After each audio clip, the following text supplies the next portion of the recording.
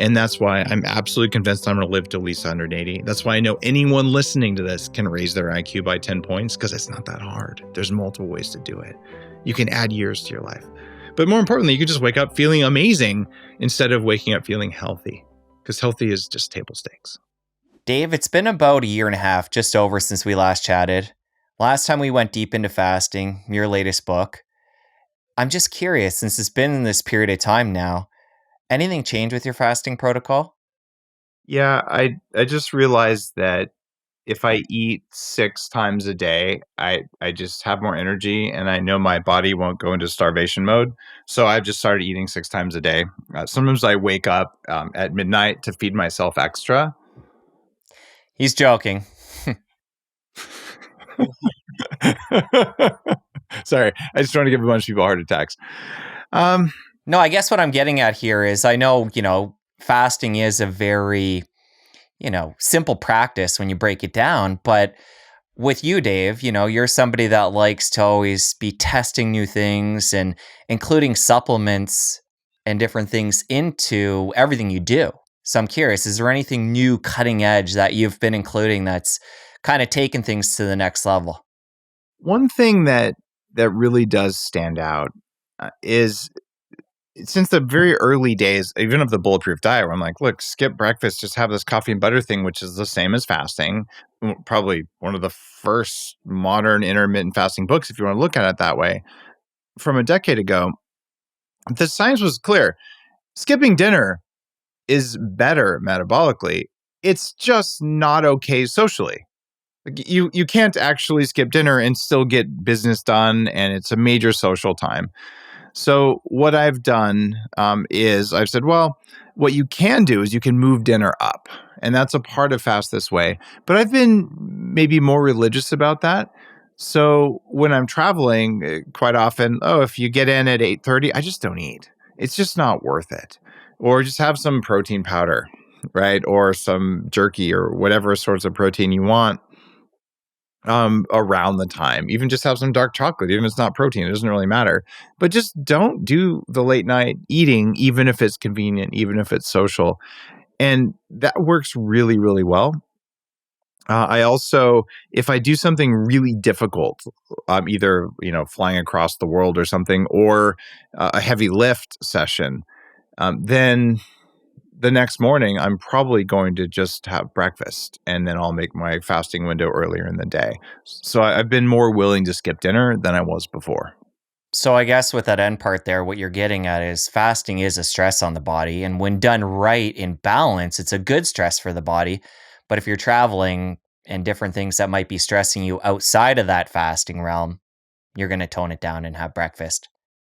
Yeah, that's why the book is called Fast This Way. It's like it's not the same for everyone, and it's not the same for a single person every day.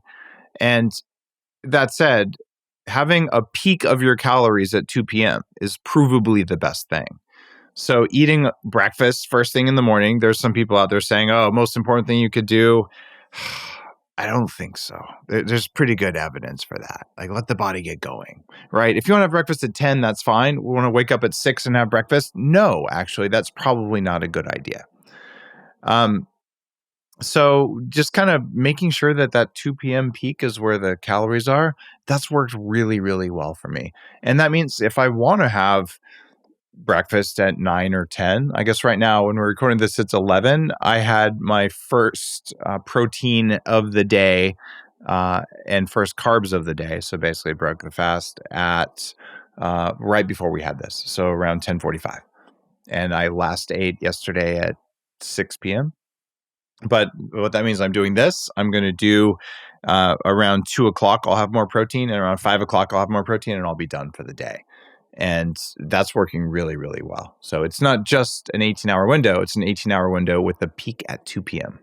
And if you're doing something like coming on a podcast like this or doing an event, how is your day different? Like you mentioned, you already broke your fast, but if say today you were just in your office and you were, doing some writing or something where you're just by yourself, would you have pushed that longer? I might have, but I just landed from Peru 2 days ago. So that was two 12-hour flights. And that's a little bit of metabolic stress. So I figured, my body wanted some protein. I wasn't particularly hungry, but I could just tell like this is a good time to do it. And plus, we're going to be on for a while, and I've got another one right after this, so it just fit in my day. And I mixed some collagen protein and some other experimental stuff I'm working on into a cup of coffee. And funny enough, it was Danger Coffee, my new brand with minerals and all that stuff. And uh, that's fine. When I do my event, the biohacking conference coming up here in a couple weeks in LA, I usually don't eat anything at all until 2 in the afternoon because I want all of the energy I have to go into the audience. And if, a third of my energy is going into digesting something I ate for breakfast, it's just not going to work. So anything I do is going to be fast burning fats like MCTs, or possibly, I don't think I will, but it's entirely possible I could do some like fully digested hydrolyzed protein, like a collagen protein, where you don't have to do digestion. You can just directly use it. And I think there's an argument for that, or at least for taking enzymes whenever you eat protein anyway. And that's something else, Jesse. You're seeing that if you ever see like 5-year-olds on a soccer field. You ever witness that? It's kind of funny.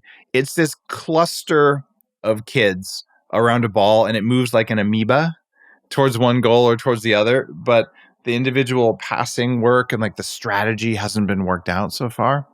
Well, sadly, in the world of health, we still kind of do that. Right. So we get an idea. And if you track this, and I've been tracking this since the early 90s, because I was overweight and had all these health problems as a teenager and young man, you see these trends. And if you go back through the decades, like in the 60s, no one really cared. It didn't matter. In the 70s, it was like, oh, let's run, right? And let's get rid of saturated fat, right? And when that didn't work, replacing stuff with squeezed margarine, fiber. So fiber was the big thing. And then it was fiber, then margarine. And we go through these things, macrobiotics. And then in the 90s, it was Zone and Atkins. And we're always kind of spiraling in on finding out what works. And there's still trends. And if you're someone who bucks the trend, people get really mad. So when I said, fat matters, the kind of fat matters, put butter in your coffee, it pissed off. I mean, the number of trolls who came after me. At this point, Slim Fast reformulated to have butter and MCT oil in it. Okay, like I did that and I feel great. I didn't work for Slim Fast, but I know where'd that come from, right? Awesome. Slim Fast works now, probably. It didn't work back then, I know, because I tried it. So we changed our language there. And what's happening now is the carnivore movement is happening. I tried carnivore when I was developing the Bulletproof Diet. I tested a lot of stuff. I got leaky gut and I felt great for a while, grew some abs, or I should say more abs probably at the time. But then I started seeing the sleep decline. I started seeing maybe 12 to 15 wake ups at night that I couldn't detect, but I would see them on my sleep thing. And eventually I had leaky gut and some more allergies that I had before. And I find that this is a common occurrence when people go carnivore for too long. So right now it's protein, protein, protein, which was a repeat of the 70s. So I'm just going to say it straight up. If someone tells you to measure the amount of calories you eat per day, and that's how you're going to lose weight, they're probably wrong because different calories do different things. Now, Big Food loves that because it allows you to sell a can of, corn syrup as if it's the same as a steak because a calorie is a calorie. So now here's the next trick. You need to get X amount of protein per day. That is also a Big Food trick because it allows them to substitute soy protein or cricket protein for egg or dairy or meat protein. Different proteins do different things. So when someone says you need X amount of protein per day, they are absolutely full of shit unless they tell you what protein from what source in what form. And what I've recommended in my anti-aging book was less protein, but not less absorbable protein. So when people say, there's this amount of protein in my yogurt, and there's this amount of protein in my edamame, and there's this amount of protein in my broccoli, that is fantasy thinking. Each amino and each peptide does different things. So what I'm looking at is how do I get the most available protein in my body with the least amount of excess protein in my body? Because excess protein turns into ammonia. That's why bodybuilder gyms smell like shit, because everyone's farting ammonia. You do not want this. It's bad. It's provably bad. And if you look at your Viome test of what's going on in your gut when you eat too much protein, it's not good. So how do you get protein and make full use of all of it for muscle building without relying on it for building electrical energy in the body? That's the game. The people who live the longest win that game because they eat the most available, most usable protein in the right amount based on the workload they have and not excess, right? And then there's the game of the game of carbs, right? So my favorite guy, Paul Saladino, I absolutely like where he's going with carnivore. He's like, well, guys, I tried eating all meat, and collagen can act like a carb. It can actually ferment into butyrate. I published the first research on that in the Bulletproof Diet, saying, look, here's why collagen is important if you're eating animals. But it's like, well, I feel better when I have some carbs. In fact, I have honey, like sugar, right? Oh, and a whole bunch of fruit, right? That's no longer carnivore. That is low inflammatory plants and meat. Oh, and raw dairy is okay too, which is also not. So I'm like, I kind of like this, although I believe that there's a reasonable upper limit for the amount of fructose you want per day. And as I wrote in the book, 25 grams a day. So you can have a couple pieces of fruit. But if you're going to live on, 14 bananas, I don't think it's a good idea. And where carnivore is going sideways right now is they're ignoring excessive research on soluble fiber. Insoluble fiber, I don't really care that much about it. Some people tell you it's really important you eat a bunch of stringy stuff. I think it's probably not good for your gut.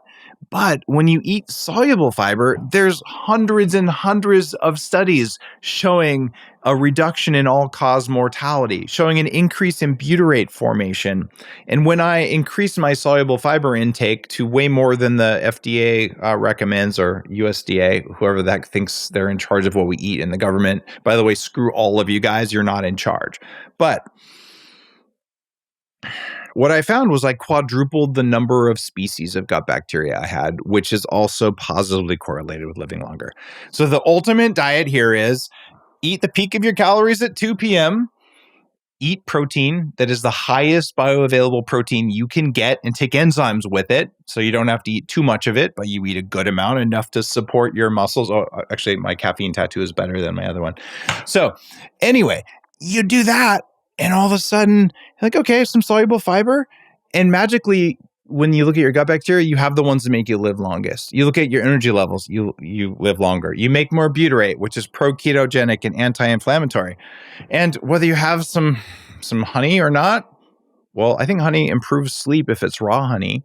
Should you have raw dairy? Only if it doesn't trash you with gluteomorphine, which it does for me. I can eat dairy fat, but not dairy protein. But you might have dairy protein, and it doesn't matter if it's A2 or not if you have that gene. And should you eat grains? No. Should you eat leaves? Well, doesn't it depend on the leaf? Because there are hundreds of studies of rosemary and oregano and thyme, which have been used for thousands of years as Mother Nature's first supplements on meat, yet they're leaves. So I think that we're all circling around that soccer ball, getting closer and closer, saying, see sun in the morning, have darkness at night, peak of calories midday, eat grass-fed, don't eat glyphosate. And we're still arguing about how much fruit or which kind of plant is good for who. And here's the honest truth, just like Fast This Way, my book on fasting. I don't eat bell peppers and chili peppers, even though I love chili peppers, because I am genetically sensitive to them. They actually might provably be worth it for you. Every food, including meat, has a pro and a con, and they are not the same for everyone. What that means is you've got to say, okay, every food, it's a teeter-totter. Which foods are biologically compatible? Which foods are worth the hit for you? And which ones aren't? And that's why on the Bulletproof Diet, I have a narrow range of foods that work for almost everyone. And if you do that, like, great, okay, try that for a little while. And then there's a broad range of foods that are suspect. They work for some people, not others, because of that unique individuality. And then there's a group of foods, a pretty big one, that are just not food. We can eat them to avoid starving, but they're so bad over time. I don't care if they're an ancestral food and a soul food and whatever else. I just came back from Peru. We went to the agricultural research station from probably 5,000 years ago, maybe 2,000, who the heck knows. And it's concentric rings. It looks like an alien spaceship landing zone, several acres with different heights, different temperature, different humidity, where they developed potatoes, corn, and beans, which are primary food sources around the world now that were developed in Peru. The average height of Peruvians who eat that diet is 5 feet 2 inches tall. You can survive on these foods. They managed to build survival. They did not build thrival. The ones who would have been tallest ate the alpacas, not the beans. Let's stick on this Peru thing for a bit. I was curious why you were there. You kind of got into it a little bit talking about the agriculture, but what was your mission going there? Well, I was with a group called YBL, or Your Best Life. And my friend Gabby Bernstein was going and presenting. So I got to go down with a group of entrepreneurs and friends and hang out with Gabby, which was a huge amount of fun. And I went there 23 years ago. And I did ayahuasca in 1999, the only time I've ever done it. And in fact, I think it's probably the highest risk of all the plant medicines. But I did it with a proper shaman in the outside of Cusco. And when I asked where I was staying, they said, "You're white." I'm like, yeah, I noticed. They said, "No, this is not for gringos. This is a medicine for local people." I said, "Yes, I've done my research. I am aware, and I would like to respectfully ask a local shaman for a chance to try this." And they arranged it, and I found a guy, and went to his little mud hut house, and he introduced me to the traditional ways, and I was grateful for it. That was 23 years ago, so it was kind of cool to go back, and I climbed a mountain called Huayna Picchu. This is about 1,000 feet vertical climb that's on the other side of Machu Picchu. When I did it in my, whatever old I was, in my late 20s probably, I was blown out. I was so tired. It was when I was sweating over the place, drinking gallons of water.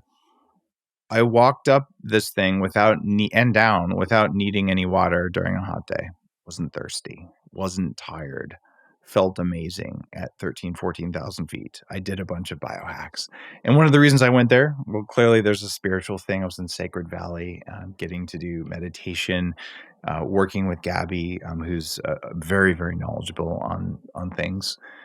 Spending time with friends, but I just wanted to see what had changed. And I have a photo of me on this little ledge where you're not supposed to stand, overlooking thousands of feet of drops.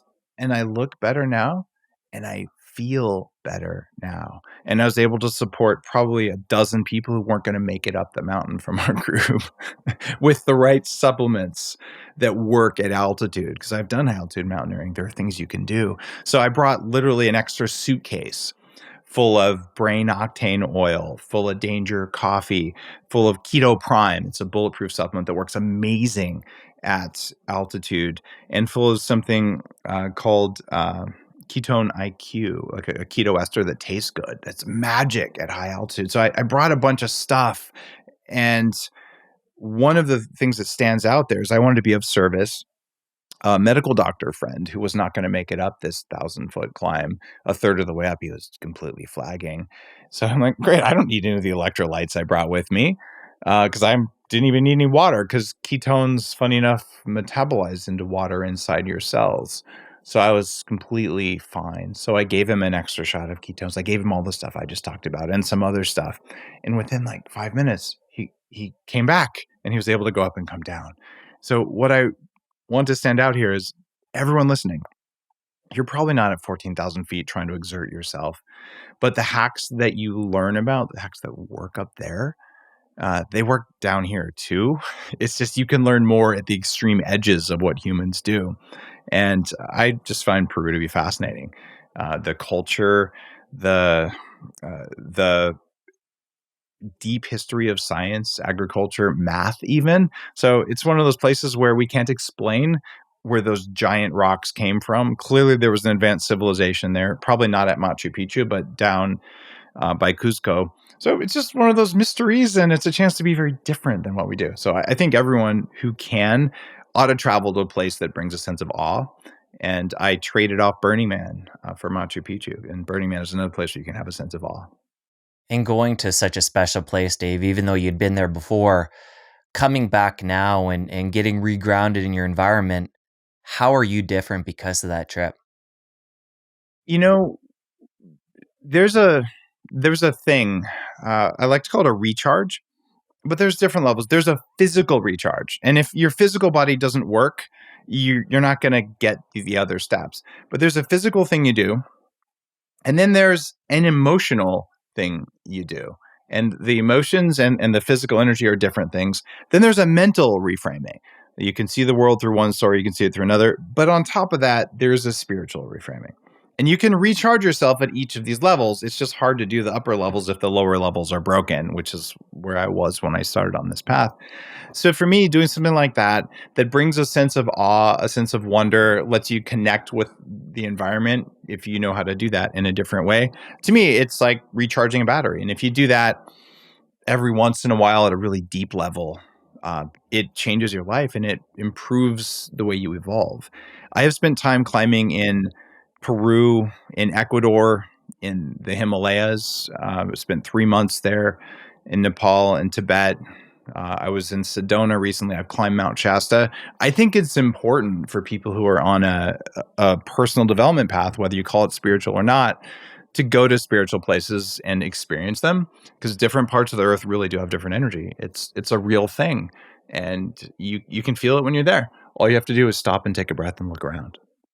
Did you consider doing ayahuasca again? Nope, I don't think I'm going to do it again. I have zero calling to do it. My advice for people who are looking at ayahuasca is to consider that it might be one of the more dangerous, spiritually dangerous of the plant medicines that you can do. It's one thing if you go down and you do it with a trained shaman whose job is to keep all the bad stuff out that can come in when you do Aya. The order of operations for spiritual development rapidly that I've looked at over time would be you should start out with meditation. And if you're still not getting what you want, just go down the list in this order. Then you should do breath work. Then you should do EMDR, which is trauma resolution. You can leave your body and see past lives during EMDR. And these are regression therapy, where they can kind of hypnotize you a little bit and you can go back and what the heck? And you're still not getting there. What, you haven't done any drugs yet? Too bad. Then you could do neurofeedback, like what I do at 40 Years of Zen, my clinic that does brain upgrades that way. If that's still not getting you there, then you could try heart rate variability training, which is a thing where you learn how to control your fight or flight response. And if you still haven't got there, then let's start with what's known. Ketamine. There's thousands of ketamine clinics. I've done episodes on ketamine. Ketamine is a pretty similar experience to some of this other stuff. It is legal, it's well understood, and you know what you're getting. And after that, you might try MDA, also known as sassafras. Then you would try MDMA if MDA didn't do it. And if that's still not doing it for you, then try LSD. And if that's not doing it, then try good mushrooms if you can find them, because you never know what you're getting with mushrooms. I'm a fan of mushrooms, but you need to know what you're getting. It's one of the reasons I'm an investor in Paul Stamets's mushroom pharmaceutical company using psilocybin, as in properly harvested psilocybin, with some other things like lion's mane and niacin to cause whole brain neurogenesis that's never been done before. Okay, so I like mushrooms, right? I'm also an investor in Life Cycle, which makes lion's mane and a bunch of other stuff that I've talked about a lot on the show. So mushrooms are great, but I don't like the idea of just taking random mushrooms out of a bag at a party, because those things open you up and you need to be in the right place with someone who knows how to hold your space. And if you still didn't get what you needed from the mushrooms, then you should try DMT. And if that didn't work, then you should try 5-MeO DMT. And if all of that doesn't work, get your ass on a plane, fly to Peru, find a jungle shaman who will actually talk to you, which is hard to do if they're a real jungle shaman, not the guy at the airport holding a sign wearing a funny hat. And then you might try ayahuasca. But I think it is It is not without risks, and I think we're underestimating the risk there. Long answer, sorry. No, that makes a lot of sense. You got to be responsible. You got to take your time and really work your way up the ladder. You don't even have to do that. It's just if you take the highest risk thing, you're probably not going to get more benefits than the lower things. Oh, I forgot the most important part in there. Somewhere around after doing EMDR and breath work, you also should add tantric sex in before you go do ayahuasca. Like learn what your hardware can do before you have to do chemical modifiers. Because there are about 20% of people leave their body during good sex, and many of them experience meeting spirits, meeting God, the same stuff they say when they're doing plant medicines, because during the right kinds of orgasm, you actually release DMT, the same stuff that you're playing with when you do ayahuasca. So just understand you have a lot of onboard things you can also do from holotropic breathing, which is a form of breath work that can make you absolutely leave your body and just go places, that was designed as a replacement for LSD by Stan Groff and his wife. I know Stan personally. I didn't get a chance to meet his wife. She passed before I met him. But I've breathed with Stan. I've actually put an event on with Stan Groff, who's now in his mid-90s, actually late 90s. But this guy is the father of transpersonal psychology that was invented. All the stuff we just talked about was invented by him and his wife when he treated 3,000 patients with LSD in the 50s in Czechoslovakia, as it was then known. And he's like, well, now that Sandoz isn't making LSD anymore, I guess I'll have to find a replacement. And so a lot of the modern breathwork we get, he got it from yoga, but he used it as a standardized treatment for therapy because he found Freudian analysis just didn't really cut it. So we have this long history. This guy's a master. He's still alive. But this is just in our lifetime. And you look at where we're going to go, it's going to get more and more AI driven so we can get there faster. And that's the kind of stuff that I'm doing with 40 Years of Zen. Because when you can see what your brain is doing, when you can see what your body is doing, then you can see whether what you did to change it worked better or worse. You talked about hiking in Peru there and having these different tools such as coffee, MCT oil, things that were able to help the people that you're hiking with. And you mentioned how if they're working there, they'll work for us back here just in our day-to-day lives.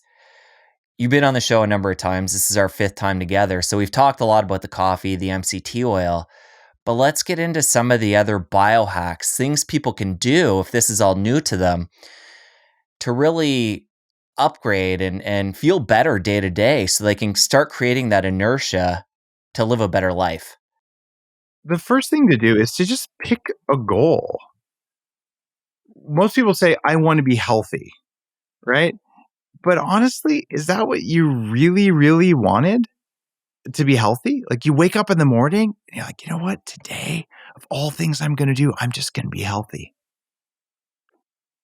I don't think anyone listening has ever said that unless they're so profoundly unhealthy that they're just awash in misery. And I can say that because I've been there. In my late 20s, high risk of stroke and heart attack, pre-diabetes, fibromyalgia, chronic fatigue, toxic mold poisoning, toxic mercury and lead poisoning, and arthritis since I was 14, and a brain that was turning off as my career was taking off. And it's terrifying. And I just want to wake up and not be in pain. And that would be enough. But what most people want, if you're not there, what they want is today, I want to have the best sex of my life. Today, I want to be so smart and dialed in, I can do whatever I want. And ultimately, what people really want, they want to know that they have more than enough energy to handle anything that life brings them. That, it turns out, that means you're a dangerous person because you could do anything. By definition, the people who have the most peace in their lives are dangerous because they're limitless. They're impossible to program. They can see reality even when you try to trick them because they have enough energy to do the thinking, to do the sensing, to do the feeling, and then to make the right choice and to cut through the emotional signals that they're likely to get. The most awake people are the most dangerous people, and they're the most energetic people. And I'm working to make myself one of those, and I'm working to make everyone who learns from what I do one. And one of the big things there is just getting enough minerals. Lets you make energy better. So we're going through this whole thing of just becoming more dangerous, which makes you more peaceful. The most peaceful person of all is one who says, I can handle anything and I choose peace. The worst peaceful person of all is, I have nothing and I'm so tired, so I choose peace because I can't get up off the ground. I don't want to be one of those ever again, and I was getting there before I was 30. Well, as you talk like that, what it gets me thinking, Dave, when you start talking about health and that not being the goal, when you start to put a lot of these pieces together and start to have energy and start to feel better, that becomes baseline just so you can do all these other things. And I think it could be a trap for a lot of people to always get caught up in trying to figure out that 0.5% that supplement they can take, or you can spend your whole life getting absorbed by this and not really live your life. So to get what you talked about Ah, before, health as the baseline, just so you can live and do all the things in your day-to-day life that matter, is everything. you don't pick health, though. You pick a variable of this. In fact, my book that comes out in March is called Smarter, Not Harder. And I think people can pre-order it. There's like a fake cover of it or something. It says cover to be revealed on Amazon. But Smarter, Not Harder, I'm writing about this. It turns out, no, your goal may actually be to have more energy. Okay, that's a very different goal than, I just want to be healthy. It could be, I want to wake up feeling amazing because I know my sleep needs work. It could be, I want to put on muscle. It could be, I want to lose the 20 pounds of fat. Right? These are different goals. I want to have endurance and stamina. I want my cardiovascular stuff to work. And I know this because I created the biohacking facility business model in Santa Monica under Arnold Schwarzenegger's office on Main Street. And I've been doing that for 8 years, and we're franchising now. It's called Upgrade Labs. But when people come in the door, I never say, what's your goal? To be healthy? Because it doesn't work.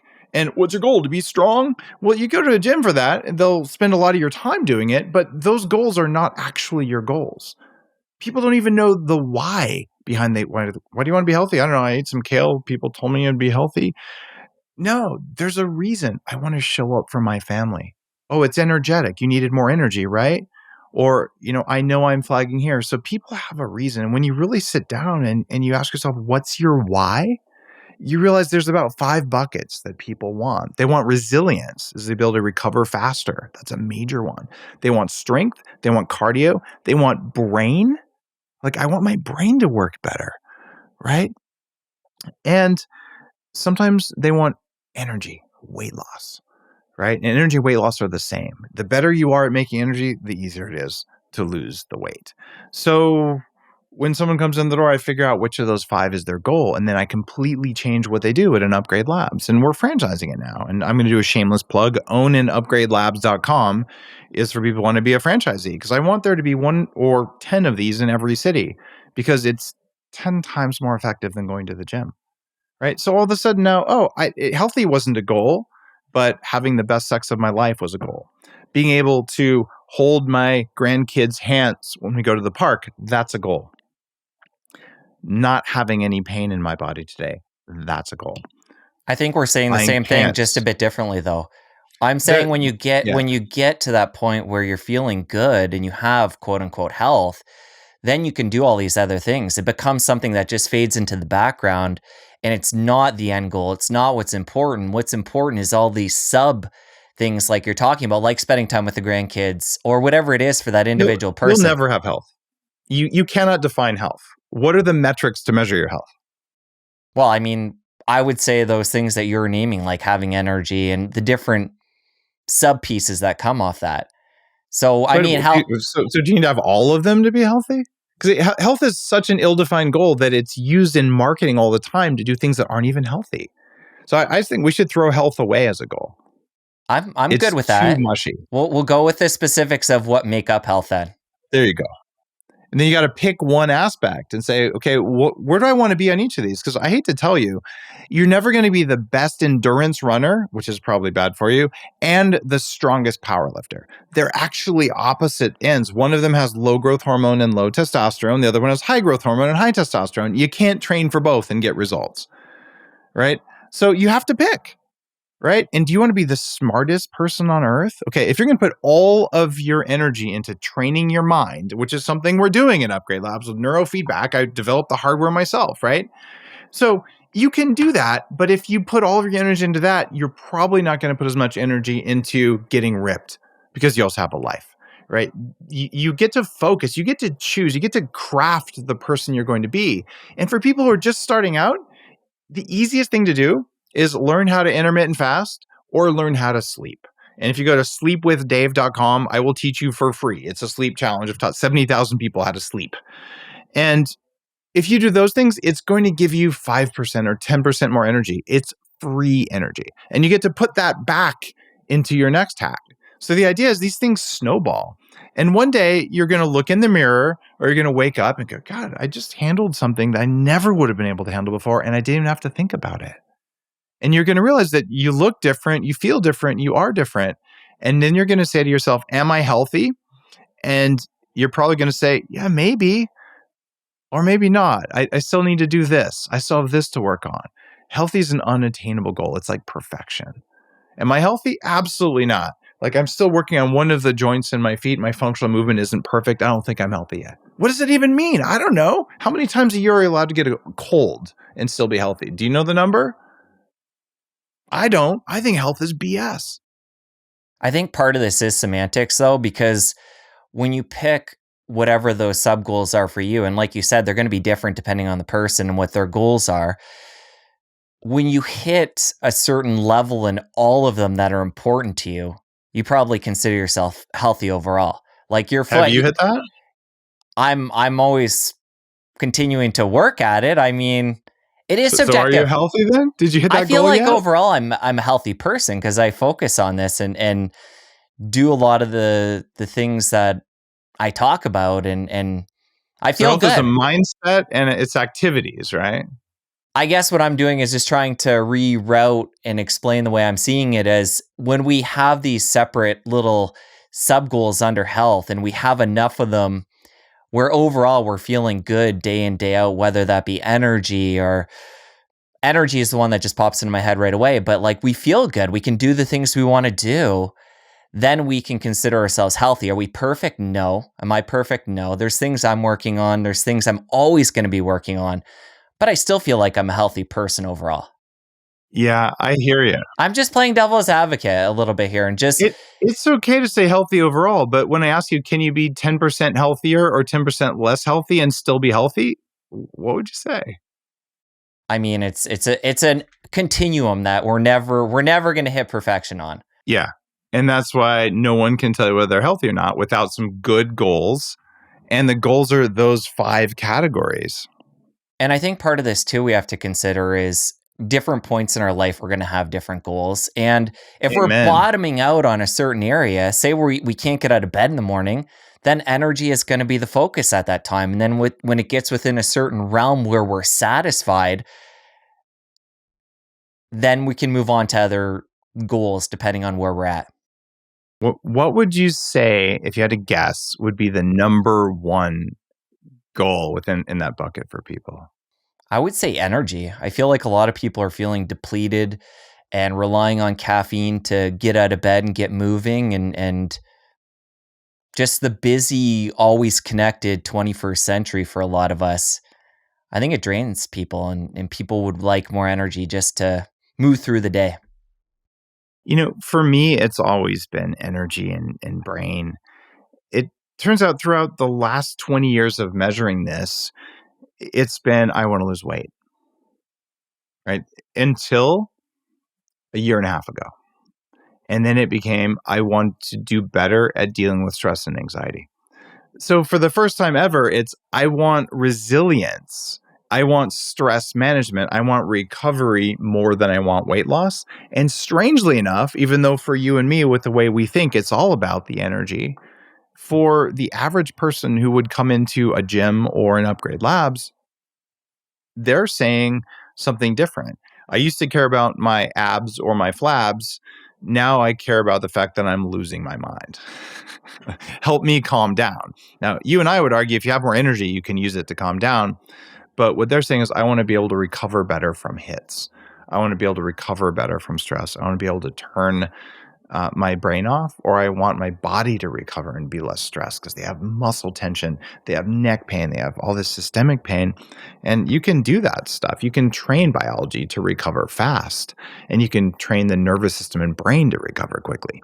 And it's a fascinating time because that has never happened in all of recorded history where people have said, I want that more than weight loss. So if that's what they're saying and they're coming in, where do they begin? Well, Upgrade Labs has a set of technologies, most of which are driven by AI or at least algorithms and work orders of magnitude better than what you used to do. So, what I'm going to do is I'm going to look at their system electrically, determine where they are. Is this someone who's dehydrated inside their cells, or are they actually inflamed? How is their body at managing electrical flow? And we can measure all this. It's really cool. And then from there, okay, what are your goals? And if their goal is, look, I wanted to have more resilience, we're going to look at where are the deficiencies and help to fill those in using tech. So quite often it's lymphatic drainage. Sometimes it's PEMF. Sometimes it's adding electrons to the system with different types of light therapy. And probably a little bit of cardiovascular conditioning, but we're not going to do much with muscles. And if we get them back in a session or two, we're going to do that plus the brain training that we have there, which is based on the 40 years of Zen hardware and software. It's a proprietary thing specifically for very rapid brain transformation. And so all of a sudden, after a few sessions of this, you're going, I feel better. But then we show you the data. All right, what does it look like? Right? And if the data shows that you improved and you feel like you improved, you know it's real. But if you go to a gym in comparison, you're like, well, I was tired after I worked out. That must be a good thing. And you get on the scale the next morning, depending on whether or not you peed, the scale's up or down. It doesn't really change. In fact, you don't notice any difference for a week or two. And you can't correlate whether that was diet or exercise or anything else. We're just giving you a ton of data to just prove that what you did worked, and it works very rapidly, and it's all backed by studies. So I'm convinced that someone who comes in for that is going to quickly learn neurological and physiological regulation, neither of which is a conscious process. Just like you can't think a bicep, right? Something has to send the signal in. We're just learning how to get a signal into our body better than ever before. A simple signal, peak of calories at 2. Hey, body, newsflash. That must be about the middle of the day because that's when the most calories came in. Hey, body, it was dark in the morning and then you saw sunrise, and it was dark at night and you saw sunset. Simple physiological signals. Well, if the body's susceptible to those signals, what other signals is it susceptible to? And that's what my book, Smarter Not Harder, is all about, is what are the other signals we can use to get into our body way faster than what we used to believe, which was, well, if something's good, let's just do more of it. So if fasting is good, let's just fast for a week every other week. That's called overfasting. If lifting heavy is good, let's just do it twice a day. That's called overtraining. So we just don't know how much and when for who. And we're cracking that code for the first time in recorded history. It's actually really cool because that means you can free up like a dozen hours a week. And those hours are highly energetic hours where you feel better than you did before. So all of a sudden, the return on investment is worth it. And the investment is time and energy to do anything that makes you perform better. Because we used to think, well, just never eat any fat again, and maybe you'll lose weight and feel better. And you would do that, and you just be tired all the time and feel like crap, and your testosterone would drop, and you just keep trying to do it. The return on that investment is terrible because it doesn't even work. Or we drink diet sodas. Oh yeah, there's no calories in those. Those will help me lose weight. You know how many Diet Cokes I drank when I weighed 300 pounds? A whole lot of them. They did not work. Right? There's something going on there. What if we just did what worked most effectively? It's so liberating. You have so much more energy and capacity than you thought you did. It doesn't even matter where you start. Try sleep, try fasting, try breath work, try meditation, any of those things. Take your vitamins, remove some processed food. Anything that works is going to give you an ounce more energy that you can put back into self-improvement. That's what got me out of the huge hole I was in, but I didn't have very good data and it cost me $1 million. And I tried everything. It won't cost you $1 million to do this because we know better now what works. You just got the kind of short list right there. So to make sure I have this right, we want to have more energy so we can go deeper into self-improvement. So you can go deeper into self-improvement And the only reason this works is because we can do self-improvement way better than we could before.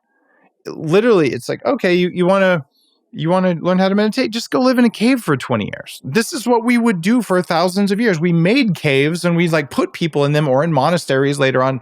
Just like write down everything you notice in the 20 or 30 years of meditation, and we'll give it to the next guy. And after 1,000 years or something, we'll know some stuff. Like literally, that's the history of biohacking.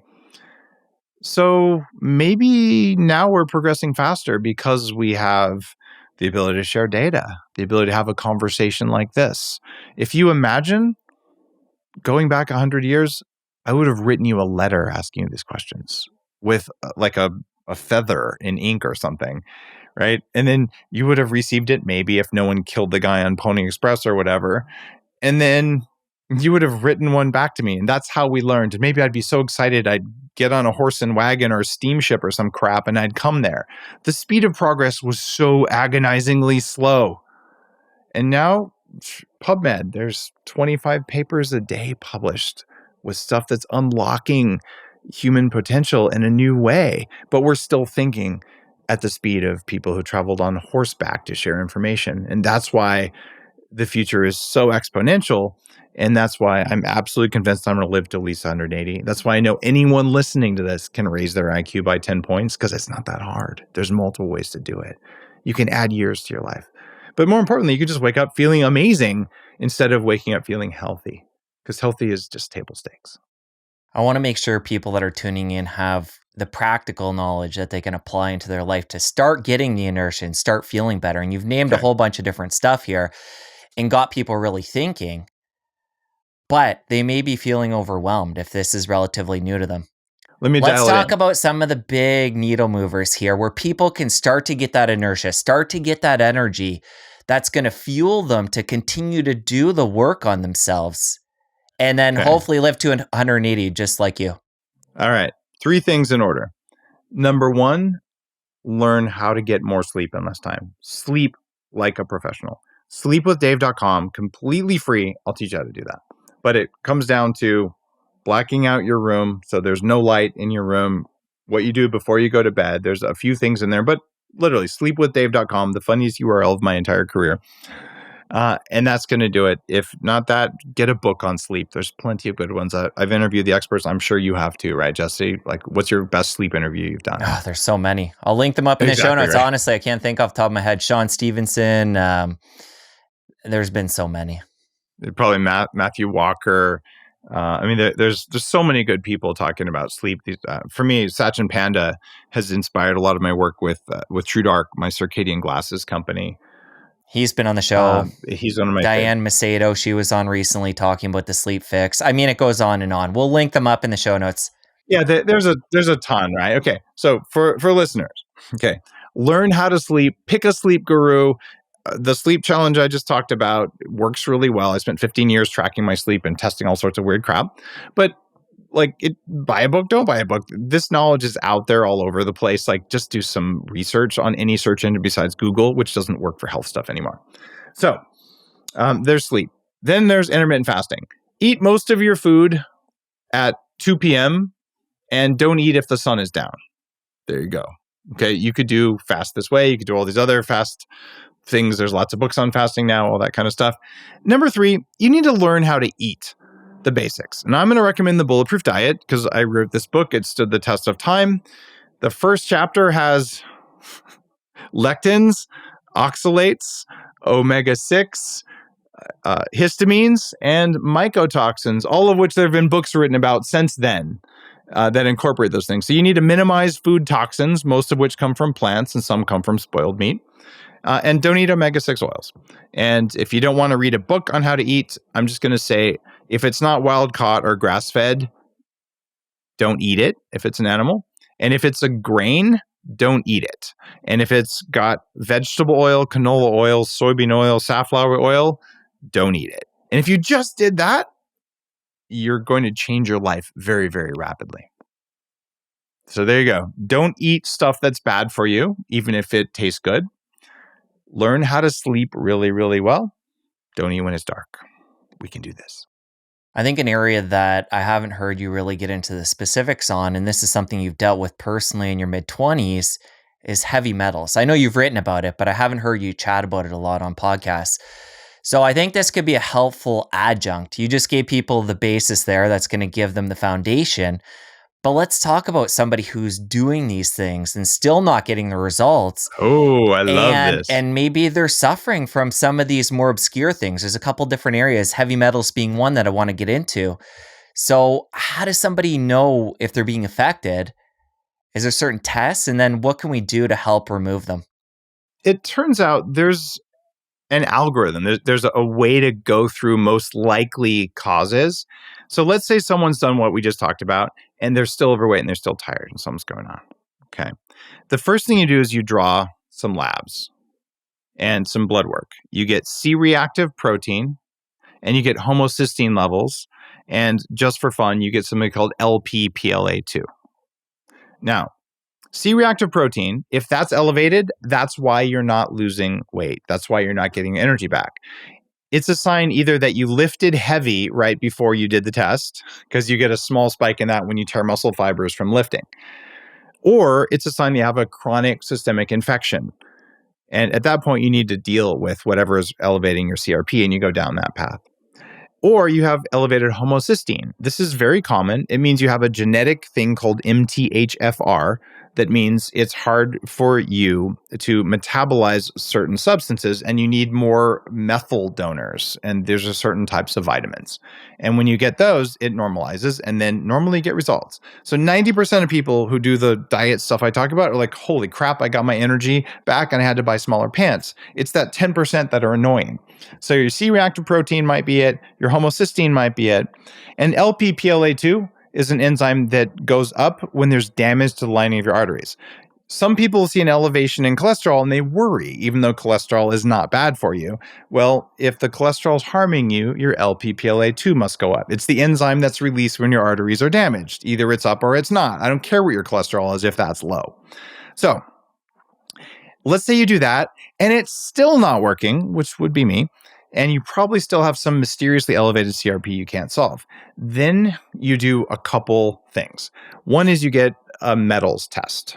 And the gold standard, and there's considerable debate about this with different environmental doctors and different functional medicine doctors.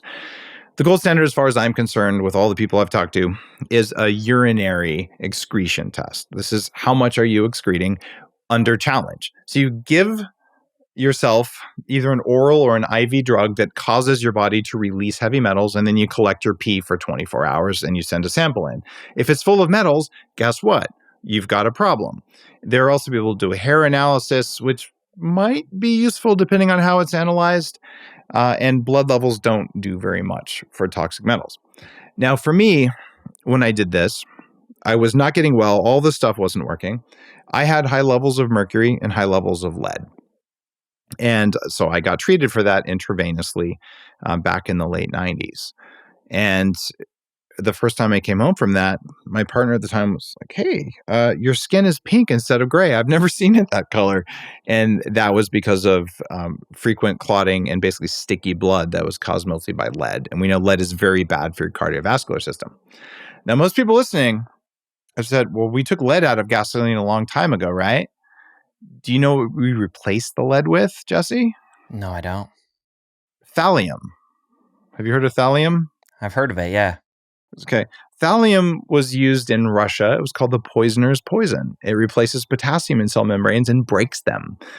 So we used a toxic metal 1,000 times worse than lead in gasoline to make sure we got rid of lead. And what's the plant that accumulates thallium more than any other plant? Kale. So kale gets thallium and oxalates, which give you kidney stones and vulvodynia and gout. So maybe you shouldn't eat kale. In fact, if you eat a lot of kale, you will almost certainly have elevated thallium in addition to having things like lead and mercury. So if you have these things, the different metals are treated with different agents. But activated charcoal works for some, glutathione works for some, EDTA works for some, and things like DMPS and DMSA work for others. Do not do this at home or you will cook your brain. Because when you take something that releases a toxic metal and it recirculates and doesn't get excreted properly, it'll get redeposited in your brain or somewhere you don't want it. You can make your symptoms worse. Work with a doctor if you have toxic metals. There's something very, very important about that. And this is a doctor who knows what they're doing. There's other things like zeolite and bentonite and a long variety of things. And if you don't have metals and you still feel like crap, then you look at a mycotoxin panel. These are mold toxins from environmental mold. I would offer as a gift, moldymovie.com is a documentary on toxic mold because that stuff really trashed me. If you have toxic mold, you will have metals because toxic mold breaks your ability to excrete metals. So you kind of go down this algorithm. Is it my B vitamin type? Is it an infection? Is it metals? Is it mold? And after that, and by the way, most people who have Lyme actually have toxic mold, and I've got a couple guesses about that. And if that's still not it, then you look at latent viral and parasitic infections. And for almost everyone, you get there. And along the way, you enhance and improve mitochondrial function via all the biohacks that we both talk about, and possibly via supplementation. There's very few people who don't get better on those protocols, but sometimes you need a doctor. Quite often, you can do the big stuff and it works just fine. And if it doesn't work, that's when you bring in a specialist. One other area I want to make sure we mention, and this is something else that you suffered, I think in your 20s, was low hormones. Well, not necessarily low, hormones that are out of whack. They were low, yeah. And you've talked about the fact your testosterone was actually lower than your mom's when you got it tested. So talk about... Are you talking about my mom? So, sorry, I had to drop that line sometime. That's good. So yeah, you had low testosterone, your thyroid was low, your estrogen was high. So this can be another area. Again, get the foundation right, but then we got to look at all these other branches for people that still aren't feeling good. So talk about your journey with hormones. If you have metals, your thyroid's probably going to be off. If you're a vegan, your thyroid is almost guaranteed to be off because of what plant oils do to your thyroid function. So it can be a really painful situation, whatever your age is. Thyroid is the hormone of energy. You will not lose weight no matter how little you eat if your thyroid is low. It's like saying, well, I put less wood into the fireplace. Like, yeah, but the fire wasn't lit. So like you can't lose weight. That's what was happening to me in my mid-20s. I had tried everything. I had so religiously done it. And it was just a supreme act of will to get out of bed and plod through the day and go to the gym and just do it. But you feel like you're walking through mud all the time. And if you're cold all the time, get a thyroid test. Get an advanced thyroid panel. And for me, I had almost undetectable thyroid. My doctor's like, God, I don't know how you're doing this. The day I went on thyroid, I'm like, oh my God, someone turned the lights back on. This is so good. Like I got it back. And as people hit aging, they're over 40, you start seeing these slow, subtle declines in thyroid. Doctors are like, oh, that's normal. My take on this is that most people over 50 benefit greatly from a tiny dose of thyroid hormone. There's no reason you shouldn't have the energy levels of someone in their 20s. You can do this, but if your thyroid's low, you won't do it. I was just blessed with having extremely low thyroid function in my 20s when I weighed 300 pounds. So then we get to testosterone. If thyroid's the hormone of energy, testosterone is the hormone of desire. It works in men and women, different doses, but desire in the bedroom, of course, but it's desire to be a good parent. It's desire to do something that matters. It's desire to be a better person. It's desire to make a better world. If you are low on thyroid, you're tired all the time, you're easily programmable, you can't be bothered to think, you can't be bothered to do it. And if you're low on testosterone, like, yeah, I had some energy, but I just don't care.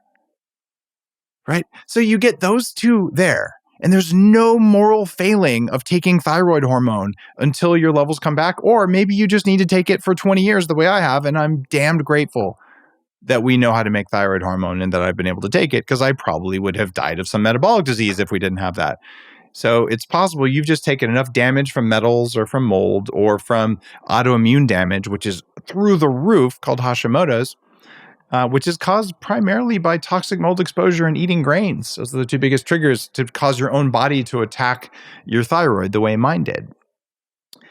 So you get your testosterone, your thyroid back, and all of a sudden you wake up sometimes the next morning going, holy shit, there was a kickstand this morning if you're a guy. And I want to go do something that matters. And the first thing you're going to do is something that makes you better and stronger the next day. So if those numbers are low for you, I don't care where you are in your healing journey. If you believe healing is a journey versus just something you do, well, then you might want to consider going on both of those with a doctor's supervision and watch how quickly your body and most importantly, your mind changes. Because with enough thyroid, you can think all the way through. And with enough testosterone, your brain provably works better. And then you actually do the stuff you thought of. And if you just get those, then you're going to detox from metals. You're going to detox from mold. Then you're going to learn how to sleep all the way. Then you're going to learn how to intermittent fast. And you can do all the other stuff that works because it doesn't feel like you're climbing a mountain anymore. People who haven't been chronically ill don't understand that you wake up in the morning, every single step of the day feels like you're walking through mud and you're so tired and you take all of your effort just to do that one thing, then the other thing. I hated that. And when I was growing my career, I remember right when I was 30, I thought I'd gotten some of my health back. I got into Wharton, the business school. And this is an executive program where they fly the professors out and everyone in class has already had some career success.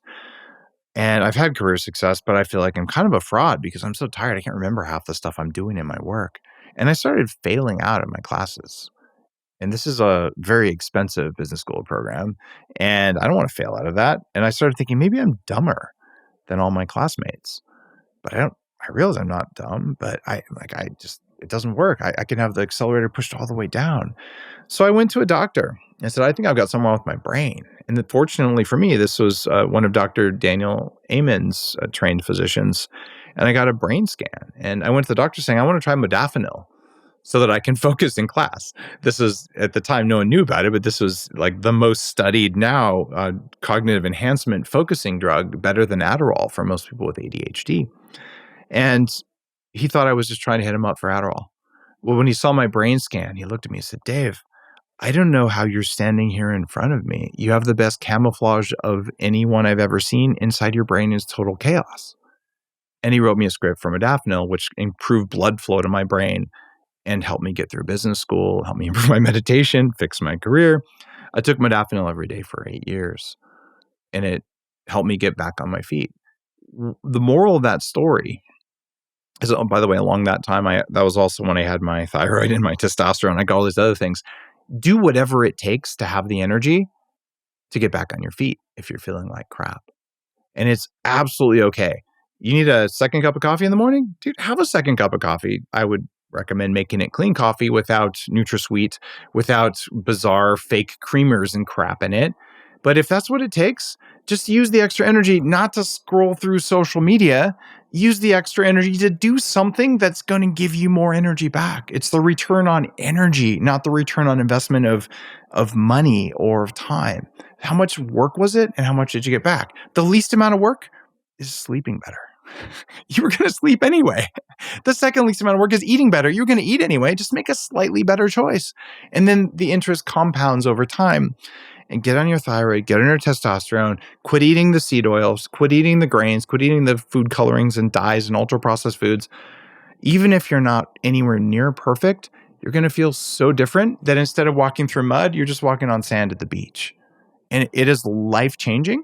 And the reason that I can communicate the way I do about this is I will never be able to adequately express how profoundly exhausted and hopeless I felt when I had toxic mold and metals and obesity and low thyroid and low testosterone and birth trauma and relationship trauma and bullying trauma and all the crap that I've worked through to be who I am and where I am today.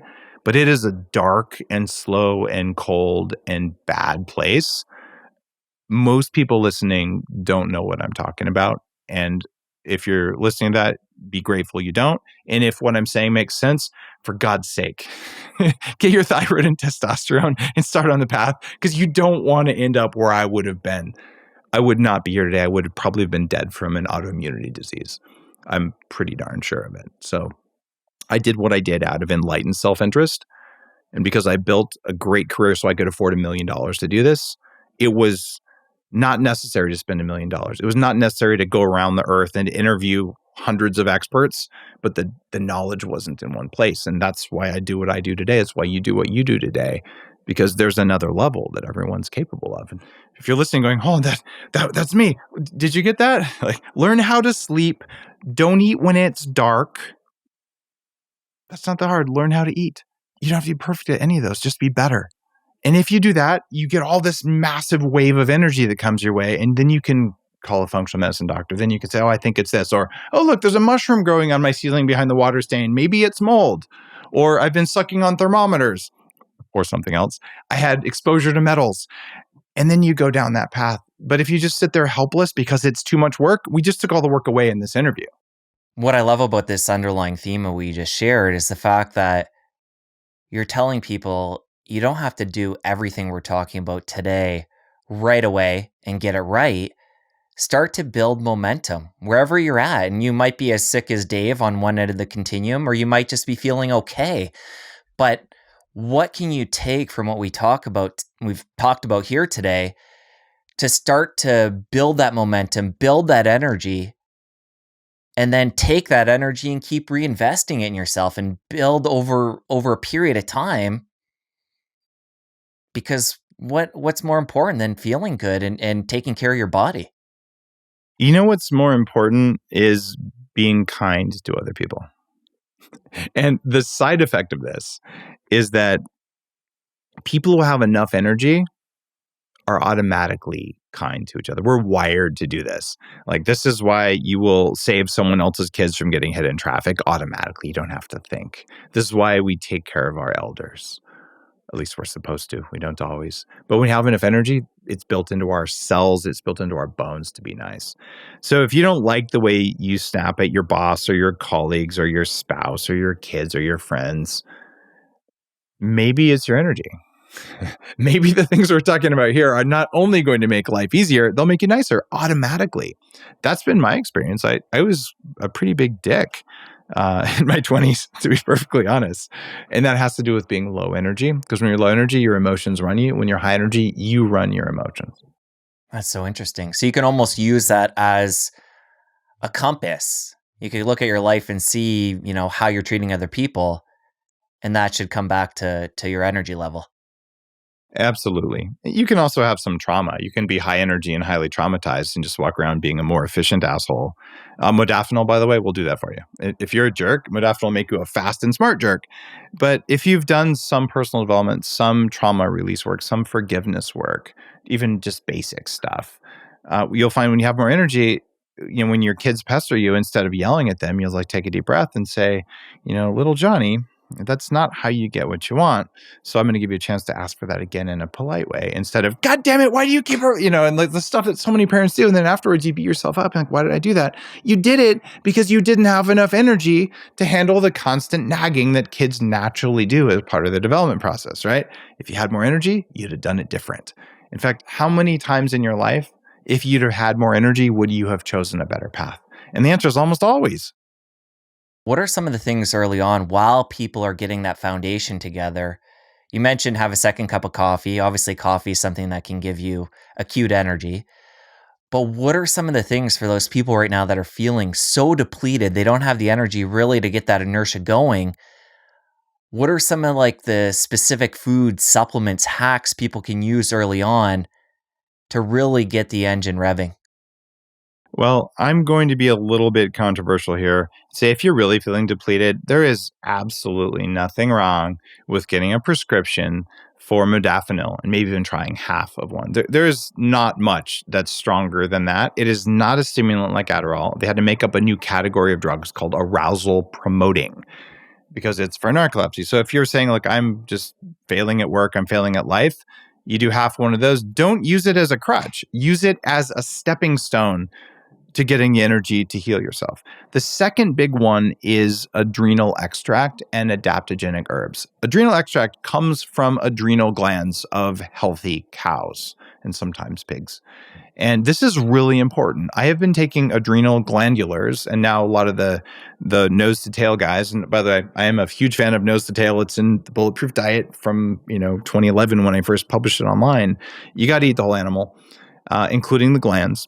And adrenals are particularly important. And you can get adrenal glandulars for like $12 a month online. Usually they're tied together with things like eleuthero root and some of the other adaptogens. What adaptogens do is they allow your body to more quickly turn on a stress response and then turn off a stress response.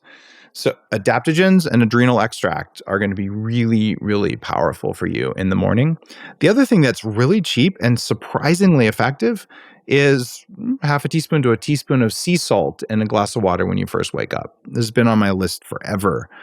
And the reason you do that is that most of us are sodium deficient right now. We're also potassium deficient.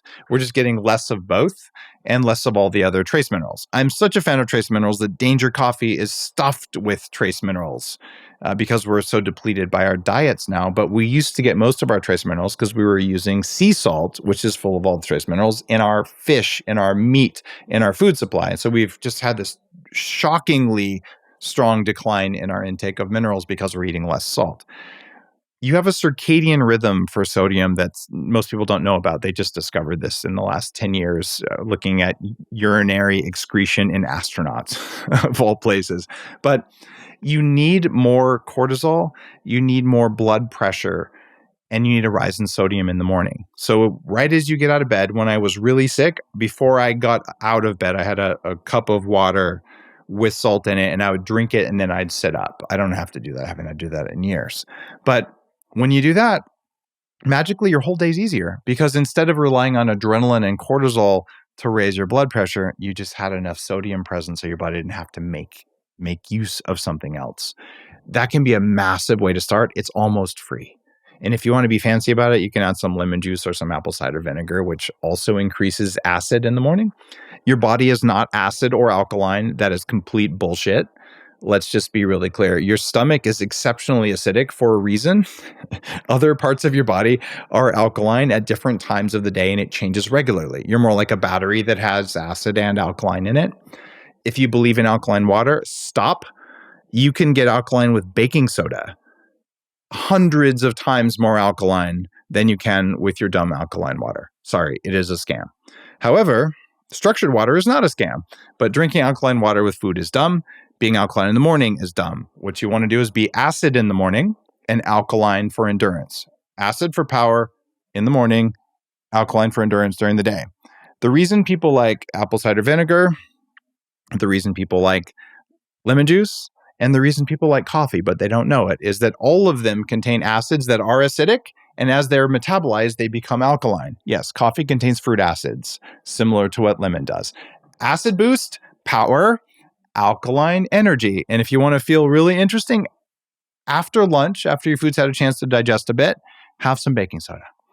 I've used baking soda for years. It's correlated with a 15% increase in the length of your life. That's in my anti-aging book called Superhuman. There's tons of other supplements and things like that that will extend your life. But having more of a buffer for acids in the body when the body needs it is really useful. And bicarbonate is the name of that buffer, and sodium bicarbonate is what baking soda is. I use half baking soda, which is sodium bicarb, and half potassium bicarbonate because all of us are deficient in potassium, and most of us are also deficient in sodium. So you want to get both of those levels up. And how often are you having that? Ideally, have it a couple times a day. If you're feeling real fancy about it, I probably have it once a day because I'm lazy, unless I'm exercising heavy or I'm climbing Wana Picchu, in which case I had it during the climb.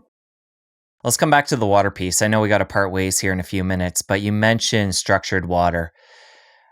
I'm curious, you've been in this health world for so long, and water is just such an essential piece of maintaining, health and well-being. What does that look like for you? We know the alkaline water is a no-go. But say after this interview, you're feeling parched, you're going to go have some water, you're going to rehydrate. What do you start with and what do you put in that water? Well, I start with some very filtered water.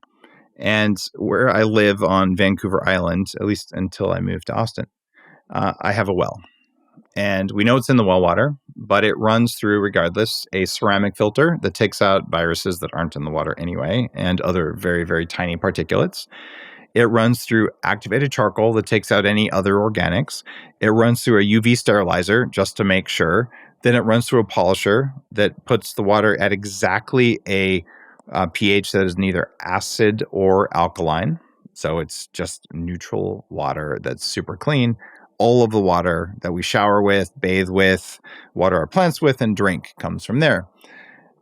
I don't need a reverse osmosis unit for that. Then I take the water, I heat it up, and I pour it over crushed beans to make a black liquid. No, okay, I don't always drink coffee, but what I do is I could just drink it. I'm likely to add some sort of electrolyte to it. It could just be a pinch of salt.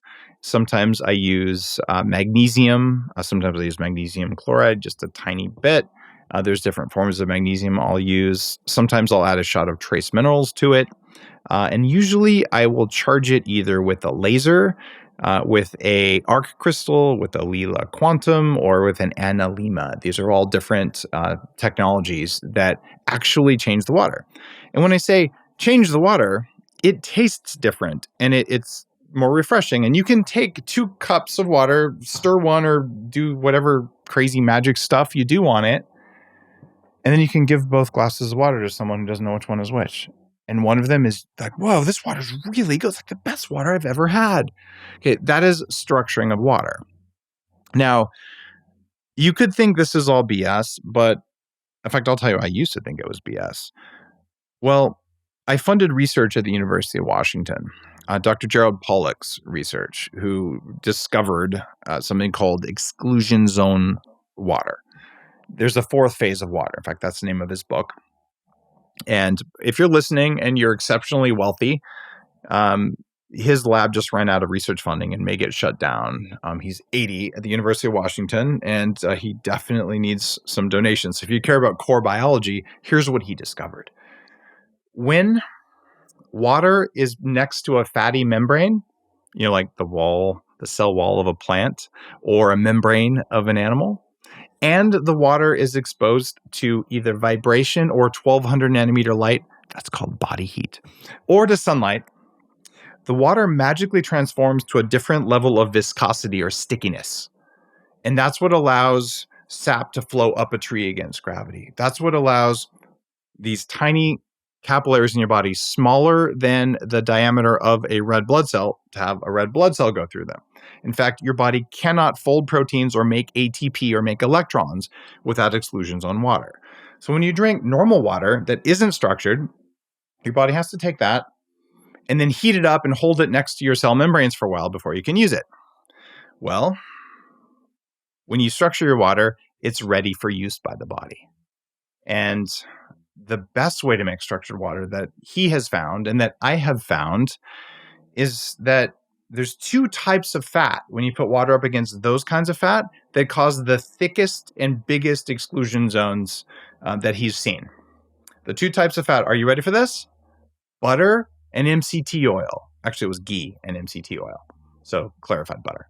So those types of fat, when they're heated, like hot coffee or something, maybe yak butter tea, and blended, so they're vibrated, then one of the reasons people dramatically and quickly feel better when they drink Bulletproof coffee or any coffee blended with butter and or MCT oil is that all of the water in that coffee is structured water available for use immediately.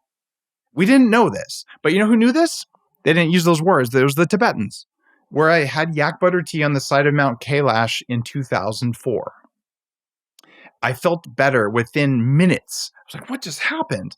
Well, what just happened is I was exhausted, depleted. I wasn't very healthy. I was at the time, 15,000 feet elevation, and I drank a little bit of yak butter tea and I felt better. They'd blended the tea, actually hand blended it with like a plunger, like a butter plunger thing, a butter churn, they called it. And I drank it. I'm like, what just happened? Well, what just happened is I got a wave of structured water so my body could start making energy again. and I was cold and I had not enough oxygen, so I couldn't make the heat that I needed. They figured this out a long time ago. That's why they drink yak butter tea all day long, because it gives them energy, because they can use the water without having to heat it up first. This is why millions and millions of people felt better when they drank Bulletproof coffee, because they're getting structured water and all the benefits of coffee and all the benefits of ketones from MCTs.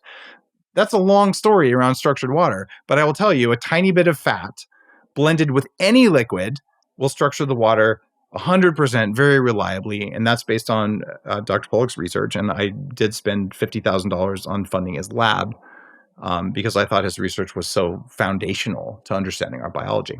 So there you go. Lots of ways to structure it. That's the one. 2 quick questions before you part ways here. One being, is there a difference with the water when you use a high-powered blender versus like one of those little hand blenders? There is. The 20 seconds at high power works best. I did a whole bunch of tests to time that. If you have a little frother, which is what I travel with, you just need to do it for longer. So if you froth it for a minute, it's going to provably work better than if you froth it for 10 seconds. And what I used to do is just shake it in like a Contigo mug. But when you shake it, you got to shake it for a long time. And it's funny because the Tibetans, when I was there, before we had all these portable batteries that we do today, it was right before the revolution with that. What they would do if they were poor is they would manually churn it for 10 minutes. Like literally, the poor lady would sit there, and it was always a lady, like the oldest one, just cha-chunka, cha-chunka, cha-chunka. And I'm like, why are they doing this? You could just eat the butter and drink the tea. Like, are they dumb? No, I was the dumb one, right? And then when I got home, I tried all the different things. There was a reason they did that. And the people who had 2 yaks who were wealthier, they had a car battery hot wired to a blender, and they would blend their yak butter in a proper blender. And I guarantee you every Tibetan who still follows that lifestyle must have a handheld frother. They just must froth it for longer and charge it with solar cells because it was such a big part of life for them. And these are the most hardy, strongest people I've ever seen. You've never seen a guy half your body weight wearing like a t-shirt and jeans that are completely wet when it's 10 degrees below zero and the wind's at 30 miles an hour, carrying like 2 people's backpacks. I saw that and I'm like, this guy's going to die hypothermia. I offered him a jacket and he's like, okay. And he throws it in his backpack. He wasn't cold. Like, these people are superhuman. Part of it's structured water. Okay, so we know how to structure water when it comes to coffee and tea, but let's come back to plain water. And you did name a bunch of different things there we could use to structure that water. But for somebody just getting started, say they're filtering their water and they want to structure it in the simplest way, what would you recommend? You ever hear of sun tea? I think so. Well, but if maybe you live not. if you live in a part of the world like where I grew up in Albuquerque, you can take a glass pitcher. It needs to be glass, not plastic. Throw some tea bags in it and leave it out in the sun. Okay, yeah, I've heard of that. Yep, but if it's a plastic pitcher, it doesn't work. You do that, you're going to have structured water. That's why sun tea somehow tastes better. That's why. And it turns out the polyphenols in tea help to structure the water a little bit better. That's a good way to do it. Otherwise, there's just so many devices out there for structuring water right now. It's hard for me to say which one's better than the other, which ones work. I had a list there earlier of some stuff that I've used that I've seen results from, but I really can't tell you which one's better than the other. I've got every water structuring kind of thing you can think of out there. Cool. Well, we'll link them up in the show notes. Dave, this has been round 5. A lot of fun. Always great chatting with you. And I'm excited to hear another book is coming down the pipe. Smarter, Not Harder. It's on Amazon, so you guys can look it up. It's definitely not a full page there on Amazon, but if you want to pre-order it, I'd appreciate it. It comes out in March. This will be a book that will save you thousands of hours of your life. Amazing. Well, let's plan on chatting again like this when it comes out. Talk about the new book and just appreciate everything you do. Thanks for coming on again. Thank you, Jesse. Catch you later. If you enjoyed my conversation with Dave, click here and catch my chat with Dr. Gundry and continue to learn more about optimizing your diet and lifestyle. I'll see you over there. When you start looking at what all of these health things do, it all comes down to just one thing.